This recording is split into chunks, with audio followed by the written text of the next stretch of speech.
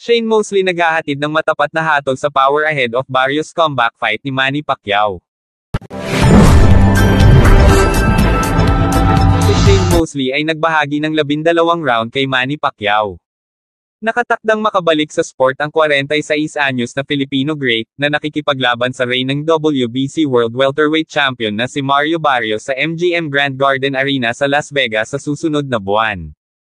Si Pacman ay hindi lumaban bilang isang profesional mula noong tumawag siya ng oras sa kanyang karera noong 2021, ilang buwan lamang matapos siyang makaranas ng shock points na pagkatalo sa dating WBA welterweight champion na si Yordenis Ugas.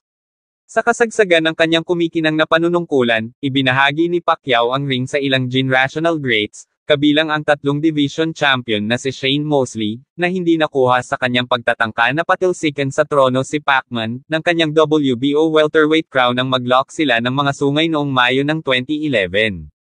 Bago ang nalalapit na pagbabalik ni Pacquiao, nagbigay si Mosley ng matapat na pagtatasa sa lakas ng pagsuntok ng 46 anyos sa isang panayam sa ES News, kung saan inamin niyang ang mga suntok ng Filipino icon ay ilan sa pinakamahirap na naramdaman niya.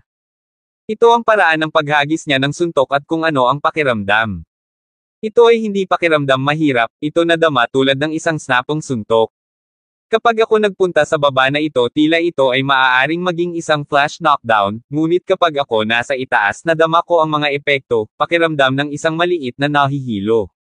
Naisip ko wow, nakawili-wili na ang maliit na tao na ito ay tumama sa akin gamit ang isang kaliwang kamay na nakita kong darating at bumaba ako.